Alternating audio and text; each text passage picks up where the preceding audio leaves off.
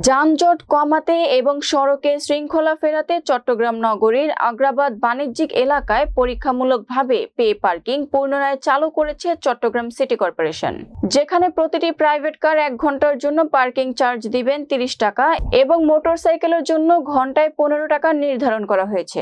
বিস্তারিত চট্টগ্রাম থেকে রুমেন চৌধুরীর পাঠানো তথ্যচিত্রে। বুধবার দুপুরে আগ্রাবাদে বাণিজ্যিক এলাকায় বিভিন্ন কর্পোরেট অফিসের সামনের প্রধান রাস্তায় city mayor doctor Shahadat Hossain এই পে পার্কিং সিস্টেম পুনরায় চালু করেন।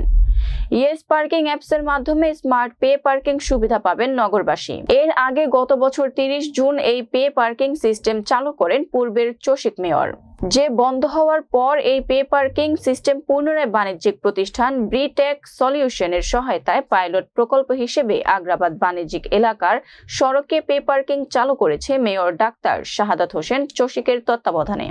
এর আগে পরীক্ষামূলকভাবে চালু হওয়া প্রকল্পটি নানা জটিলতায় বাধাগ্রস্ত হয়।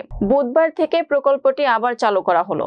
উদ্বোধনের পর মেয়র ডাক্তার শাহাদাত হোসেন বলেন, নগরবাসীর জন্য সুবিধার কথা চিন্তা করে এই পেইড পার্কিং ব্যবস্থা নেওয়া হয়েছে। এছাড়াও প্রাইভেট গাড়ির লুকিং গ্লাস চুরি এবং গাড়ি চুরি ও মোটরসাইকেল চুরি রোধে বিশেষ পাহারাদারের ভূমিকায় কাজ করবে এই সার্ভিসটি। প্রতিষ্ঠানটি ব্যর্থ হলে তাদের বিরুদ্ধেও ব্যবস্থার কথা জানান সিটি মেয়র। অনুষ্ঠানে উপস্থিত ছিলেন বিটক সলিউশনের CEO Mohammad Tanvir Siddique, head of operation Shafat Abdullah, senior executive Mushbia Shukrana, executive Tarikul Islam সহ চসিকের কর্মকর্তারা। এই যে আপনি 30 টাকা ঘন্টায় দিবেন, এটা কিন্তু অনেক কম। বাংলাদেশের বাইরে গেলে আপনি মিনিমাম $1 দিবেন। $1 সমান প্রায় 120 টাকা প্রতি ঘন্টায়। আর আমি যেটা মনে করি যে আজকে তারা 30 টাকার মাধ্যমে আজকে যে গাড়িটা রাখছে, তারা তাদের গাড়িটা সেখানে একটা সেফটি তারা রাখতে পারছে।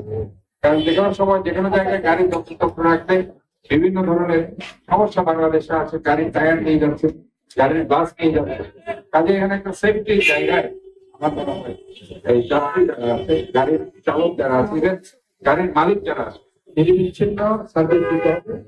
নিরবিচ্ছিন্ন সার্ভিস যদি না দেয়, আমি মনে করছি আমরা তাদের বিরুদ্ধে ব্যবস্থা